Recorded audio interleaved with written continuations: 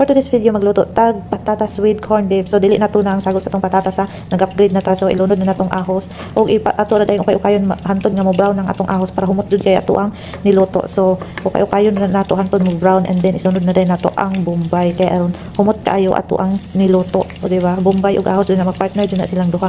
Ug walay bombay, ahos lang, pwede na. Sapat na yung ahos, o di ba? Ilunod na siya ukay-ukayon para mahumot ang ato ang niluto nga patatas with corned beef. So after sa bombay, ato ilunod na dayon ang corned beef. So wala na ako ipakita yun sa paglunod kay lisod na ko gunit sa camera, gunit ko sa corned beef, gunit ko sa camera unsa man jud unahon.